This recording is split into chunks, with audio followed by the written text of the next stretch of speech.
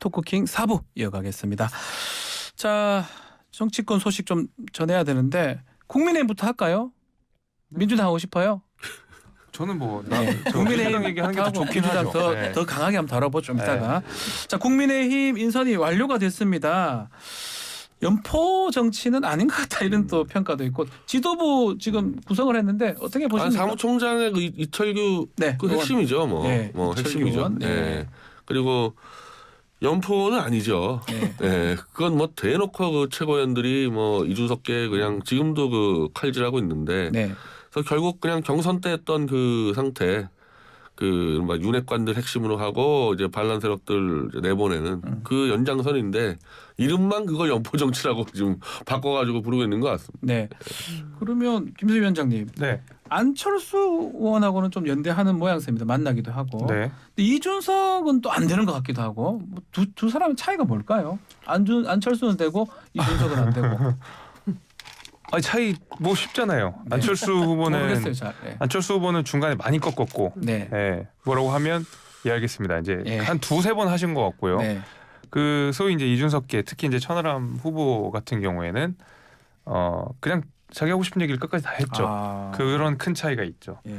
근데 뭐 지금은 그러니까 첫 이제 지도부가 뜬 상황이고 이제 인선이야 당연히 이제 앞으로 총선이 남아 있으니까 지금 당 대표와 최고위원의 뜻에 맞게 이렇게 그래도 호흡이 잘 맞는 사람들이 들어가는 게 맞고 앞으로 남은 당직 인선들이 꽤 있는 걸로 알고 있습니다. 네. 그 가운데서 진짜 연포가 되는지 안 되는지는 당직 인선 앞으로 더 지켜봐야 된다. 그럼요. 예, 조금 더 봐야 될 것 같아요. 아직까지는 근데 조금 다양성이라고 보기에는 어려운 부분들이 많은 것 같아요. 연포라고 하긴 힘들다. 우리 당에 계시는 분도 이제 그렇게 생각하시네요. 저는 개인적으로 그렇게 봅니다. 네. 우리 장윤선 기자님 어떻게 다른 그 정치인들 이번에 후보들 천하람 천하람 네. 위원장이라든지 황교안 뭐 전 대표라든지 다 어떻게 될 것 같습니까? 뭐 다 팽 되겠죠. 왜냐하면 아니 이제 안철수 의원도 네. 제가 보기에는 여기까지가 끝인가 보 수준 아닌가 싶어요. 어제 연락을 드렸더니 뭐 부산에서 선거 도와준 분들 연락을 해보셨습니까? 예, 네. 만나고 또 뉴스킹 박시훈입니다. 네. 올려면 또 취재를 해서 와야 되니까 그냥 오면 안 되잖아요. 네. 성의를 다해서. 네. 그래서 이렇게 그 연락을 해보니까 부산에서 지금 저 선거 도와주신 분들 만나서 인사하고 있다고 얘기를 하고 있더라고요. 그러니까 고민이 많겠죠. 일단 어찌됐든 당대표하고 그다음에 이제 대선 후보로 가는 길이었는데 그렇죠. 일단은 그 허들을 못 넘은 상황이 됐기 때문에 본인의 정치 인생이 지금 사실상 꼬여 있는 이런 상황이고 여기서 나는 어떤 선택을 할 것인가 또 나가야 되나 짐을 싸야 되나 말아야 되나 이런 고민 되겠죠. 뭐 그런 걸 하고 있는 것 같고 황교안 전 대표는 좀 잘 모르겠어요. 근데 어쨌든 중요한 포인트는 용산에서 출마한다는 것 같아요. 2주 전인가? 네. 종로에서 용산으로 이사를 갔대요. 그래서 이제 총선 출마할 것이다. 준비를 한다는 거고 캠프에서도 공식적으로 그렇게 확인을 해주고 있습니다. 네. 이제 천하람 위원장 같은 경우에는 뭐 본인뿐만 아니라 이제 천하용인이라는 새로운 브랜드, 정치 브랜드가 생긴 거지 않습니까? 그렇죠. 이 정치 브랜드 플러스 이준석 대표가 어떤 정치를 할 것이냐. 이제 본인들도 상당히 고민이 많이 있는 것 같아요. 그러나 지금까지 기조를 꺾을 생각은 없어 보입니다. 그러니까 이 기조를 계속 가지고 간다. 그러니까 사실 그 김기현 대표 측에서 보면 상당히 큰 부담이죠. 그러니까 계속 다니면서 계속 떠들 텐데 네. 그렇다고 해서 입을 막을 수도 없고 너 나가라 해도 안 나갈 거거든요. 그러니까 상당히 힘들어요. 그렇지만 이 짐은 이 십자가는 지고 갈 수밖에 없는 운명이다. 이런 생각이 좀 들고 중요한 거는 이제 총선인데요. 그럼 총선 때 어떻게 할 거냐 이런 건데 김기현 지도부 관계자 취재를 해보면 뭐라고 얘기를 하냐면 그렇다고 해서 우리는 천하 3분지계는 만들지 않는다. 무소속 출마는 못 시킨다. 못 시킨다. 네, 그러니까 내부에서 뭐 허은하 의원 아마 안 줄 거다 공천 뭐 이런 얘기하지만 아니다. 그 김경진 동대문에서 네. 두 사람 경선시킨다. 아하. 그러니까 무슨 얘기냐면 경선을 기반으로 해서 안고 간다. 그래서 이제 무소속으로 출마하면은 우리가 불리하기 때문에 그런 구도는 안 만든다라는 전략을 얘기를 하더라고요. 그러니까 국민의힘 벌써 총선 준비하고 있고요. 총선에서 어떻게 할 건지 지금 고민이 깊어지고 있는 이런 단계입니다. 자, 변희 대표님 보시기에 지금 총선 얘기까지 좀 했는데 그 정치인들 특히 이준석 전 대표라든지 뭐 안철수 의원이라든지 공천도 아주 비열한 전략들을 세우는 것 같아요. 그것도 이제 막 언론에 대놓고 얘기하는 게 그 예를 들면 이제 김은혜 수석한테 지역구 내놔라 이제 지금 그 얘기를 막 떠들습니다. 안철수 네. 씨에게. 예. 그러면서 안철수를 이제 노원병 맞네 이준석 지역구가. 예, 맞아요. 글로 네, 옮겨가지고 예. 마치 그 오랑캐끼리 싸우게 하는 그런 수법을 예. 쓰겠다고 막 공무원이 떠들어대요 지금부터 벌써부터. 분당갑에 지금 있는데 네. 분당갑 자리는 김은혜 수석이 다시 돌아가고 돌려주고 그러면 노원병 뭐 쉽지도 않은 자리지만 둘이 가서 둘이서 싸우게 시키고 그리고 또 이제 천안함대에서는 예. 이준석과 갈랐으면 봐주겠다는 말을 또 공무원이 하고 이게 너무 비열한 예. 방식들을 차라리 그냥 아까 얘기했듯이 갈라서는 것만도 못하는 일들을 벌일 것 같은 게 뻔하고 예. 제가 황교안 대표는 꼭 하나 그 짚고 넘어가야 예, 되는 게 어떤 것입니까? 이번에 또 부정선거라 그랬어요 이번 예. 경선이. 마지막 딱 가만히 있다가 또 끝날 아니 때 총체적 부정선거라고 예. 마지막에 질렀는데 예. 또 김기현 대표 손잡고 같이 가겠다 그러는데 네. 부정선거 맞는지 안 맞는지부터 정리를 해야 되지 않습니까? 이 문제에서는. 아, 예. 그럼 나중에 이분 경선 나면 또 부정선거라 그럴 거고 총선 나면 또 부정선거 할 거 아닙니까? 이거부터 정리를 해야 돼요 이분. 네. 근데 저희가 네. 그 부정선거로는 2020년에 총선 끝나고 나서 그러니까 보수 진영에서는 암처럼 네. 계속 퍼져나갔고 여전히 완벽하게 도려내지 못한 상황이거든요. 근데 그 당시에 미래통합당 딱 뜨자마자 이 부정선거론과 관련돼서 저희가 당론으로 결정을 했어요. 네. 이거 아니다 결정을 하고 실제로 우리가 지난 대선 때 역시도 대통령이 사전 투표를 독려를 하면서 부정 투표에 대한 어떤 문제의식을 일축해버렸거든요. 네. 근데 황교안 대표가 지금 사실은 미래통합당 참패 주역이시기도 하면서 동시에 뭐 대통령 후보에서도 낙선하시고 이번에 낙천하시고 하면서 그러니까 본인이 가진 정치적 무기를 유일하게 이제 그걸 삼고 계시는데 네. 이걸 품고 갈 수는 없는 거죠. 저도 말씀해 주신 대로 부정선거론에 대해서는 김기현 대표가 대통령이 이야기한 것처럼 2020년 미래통합당에서 딱 선을 그었던 것처럼 완벽하게 정리를 하고 가야 된다고 생각합니다. 네, 정리를 해야 되는데 네. 계속적으로 부정선거 얘기를 하면서 또 손도 맞잡고 이런 모습도 조금 이상하다. 아니 그 본인 4위로 올라가셨잖아요. 그거부터 부정이라는 건데. 네, 황교안 대표는. 말이 안 된다 네. 그 말씀이군요. 알겠습니다. 이 홍준표 시장이 그 얘기를 했네요. 안철수 갈 곳은 노원병뿐이다. 이준석하고 붙어야 된다. 이거 지금 그대로 지금 말씀하셨네요. 대놓고 지금 1년 뒤 네. 얘기들을 네. 이렇게 해서 1년 뒤에 알아서들 이제 싸움 붙이겠다 이런 말을 할 바에야 그냥 여기서 갈라서는 게 국민들이 보기 낫지 않겠나 그래요. 아주 추한 모습들이 보여질 것 같아요. 이렇게 아주 하면. 추한 모습. 뭐 어차피 또 공천이나 이런 게 있으면 정말 갈등이나 이런 잡음이 많이 들리잖아요. 네, 그렇죠. 국민의힘 같은 경우는 지금부터도 이제 시작이다. 아주 안 좋을 것이다. 이렇게 보시는 그리고 또 거군요. 하나 이제 그 최고위원들이 네. 지금 김재원 최고위원이나 네. 조수진 최고위원이나 1, 2, 3등이 그냥 대놓고 숙청하겠다고 하고 있는데 네. 그 대표만 좀 연포탕이라고 그러고 다니면 뭐 이게 되겠습니까? 그게. 알겠습니다. 자, 이 국민의힘 뭐 이 공천되면 보수신당 이런 얘기도 나오는데 아직까지 그 얘기하기는 조금 이른 거죠. 아유 앞으로도 그럴 일은 없습니다. 아, 네. 없다고 보시는 겁니까? 네, 전 전혀 없다고 봅니다.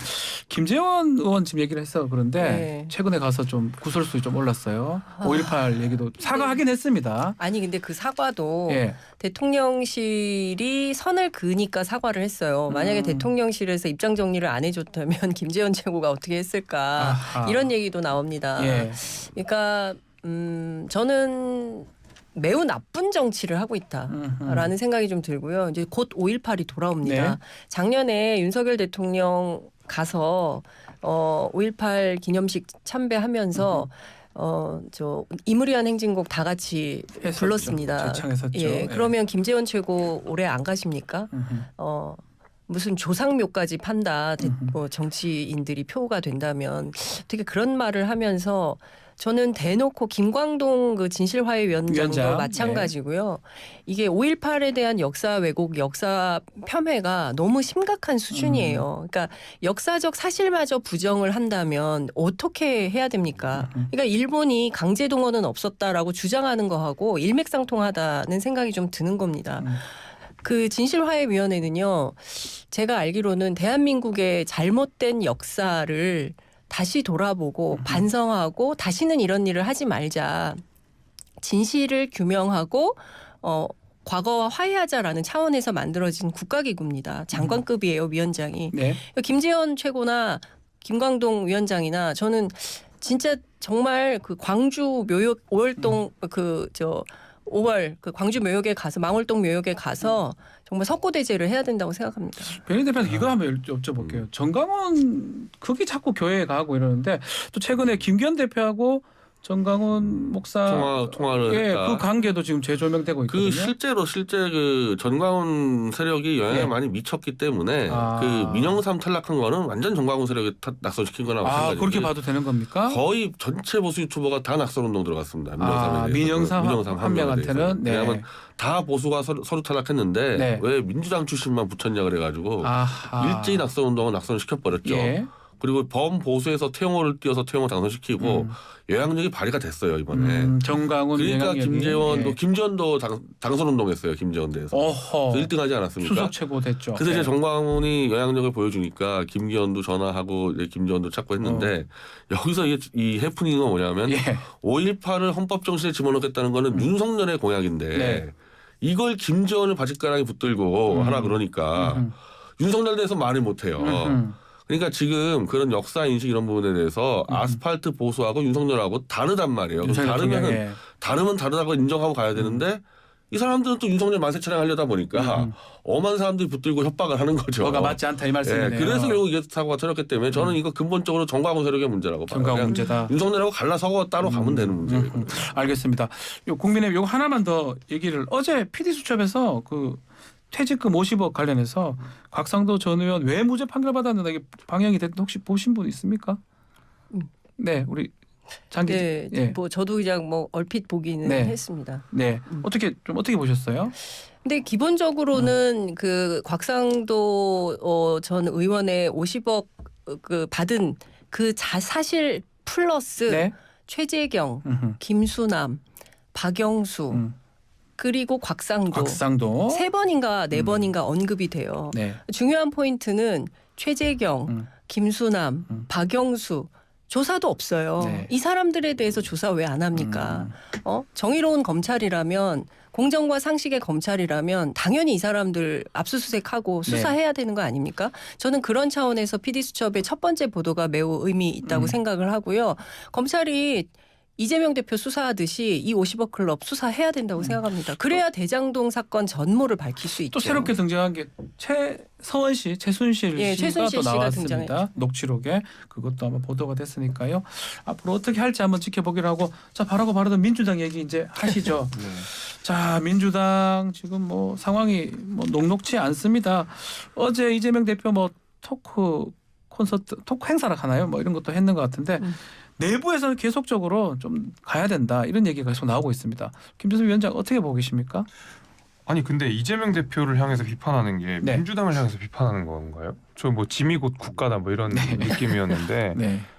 지금 예를 들면 민주당 내 노선 투쟁을 하거나 개파 갈등이 있는 게 아니잖아요. 그러니까 이재명 대표의 거취에 관한 문제에 대해서 이 사법 리스크를 민주당에 가지고 가기 어렵다 이제 이런 판단들이 있었던 거고 네.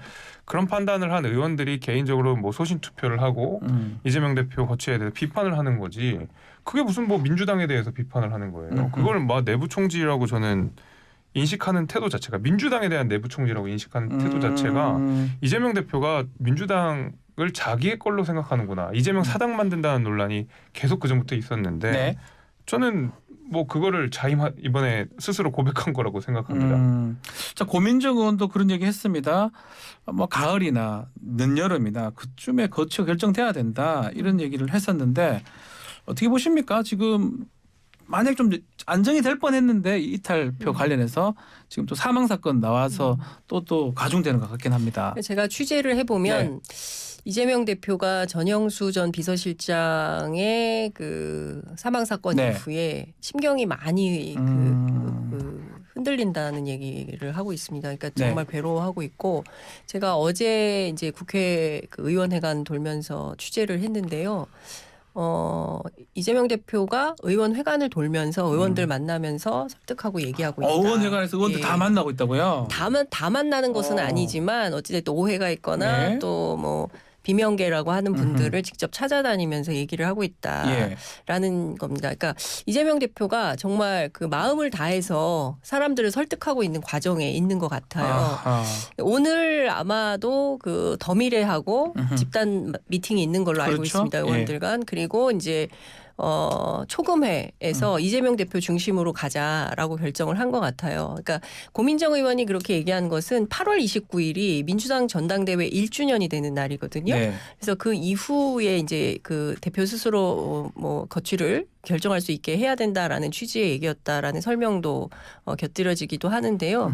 근데 중요한 포인트는 민주당이 지금 상당히 어렵습니다. 네. 딜레마적 상황이에요.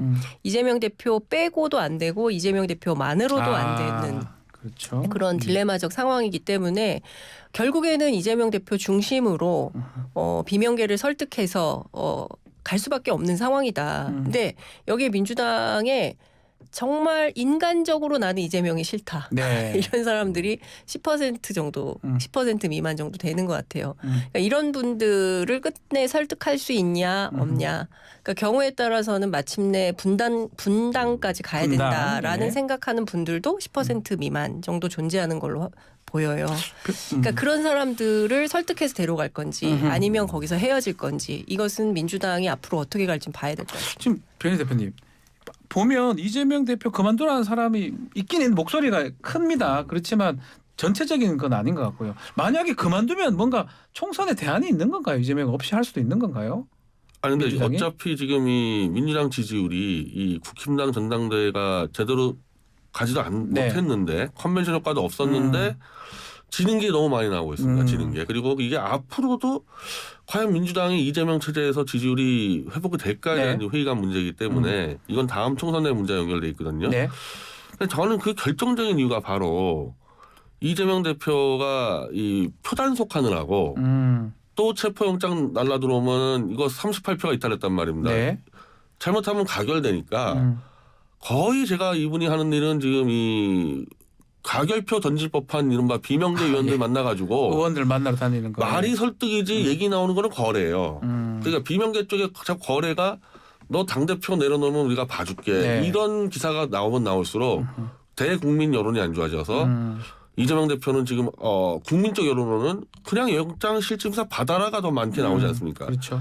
저는 전략적 판단을 잘못했다고 봐요. 이거는 그쪽을 가야 될 게 아니라 어허. 국민을 향해서 영장을 PT를 쏘면서 브리핑을 하면서 부당하고 억울하다는 거를 국민의 호소해서 억울하다는 여론을 올렸어야 되는데 표단속하느라고 그런 얘기를 아하. 제대로 못하고 자꾸 협작 거래하는 것처럼 느껴지는 이 분위기가.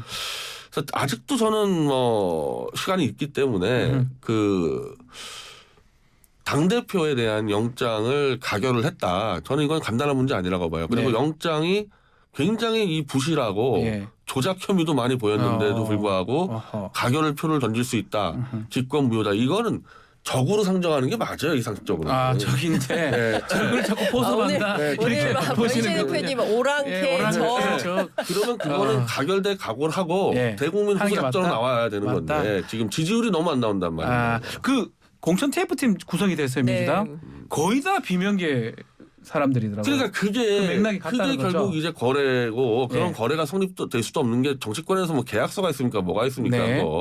그거 비명계가 그거 믿고 가겠어요, 그거. 그러니까 별로 무의미한 일들을 벌이는 것 같다는 거예요. 그 공천 예. 관련 TF 꾸려봐요. 어차피 공심이 꾸려지면 다 엎어집니다. 다 엎어지죠. 그래서 예, 그 큰 의미가 힘이 없죠. 없고요. 예.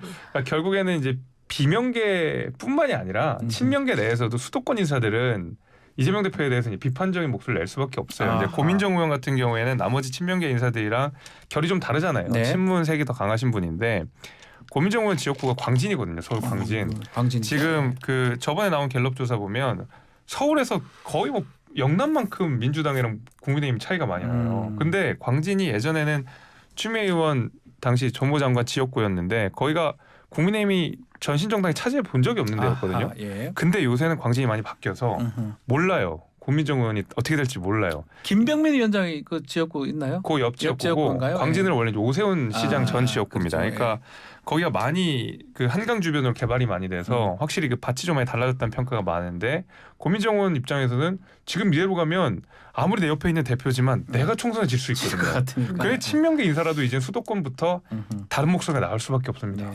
네. 그 네, 장선 기자님. 현실적인 문제예요. 진짜 그러니까 그렇죠. 지금 민주당 수도권 의원들이 지금 지지율이 여기에서 만약에 10%대로 주저앉는다라고 네. 하면 대거 몰려 나와서 이제 그 뭔가 새로운 가 필요하다라고 얘기를 할 거다. 이제 왜냐하면 지금 뭐 민생을 얘기해도 방탄, 뭘 얘기해도 방탄. 그러니까 뭔가 의제 설정이 안 된다는 것에 대한 상당한 답답함이 있는 것은 사실입니다. 의원들이. 그래서 이제 그 특히 윤석열 정부의 패착이 많다라는 판단을 하고 있는데 이거를 적절하게 잘 우리가 핸들링을 못 하고 있는 문제가 있다. 이제 민주당은 그렇게 보고 있는 것 같고요. 그게 이제 이재명 대표의 사법 리스크라는 어떤 그 큰 우산 속에 가려져 있는 측면이 있다. 그래서 이거를 좀 벗겨낼 필요는 있는 거 아니냐라는 얘기가 나오고 있는 것은 사실이죠.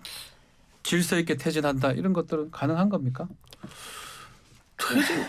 글쎄요. 알겠습니다. 저는 이게 이 퇴진도 별로 좋은 방법이 아니고요. 예. 그냥 갈라서는 게 가장 알겠습니다. 이거 왜냐면 노랗게 저 왜냐면 이게 갈라서. 검찰 독재를 인정하냐 안 하냐의 문제거든요. 이거는 그렇죠. 예, 여기서 이거는 당을 가릴 만한 사안인데 억지로 한 배 탄 것처럼 하다가 글쎄 공멸하지 않을까 그래요. 알겠습니다. 자 오늘 얘기 여기서 마무리를 하겠습니다.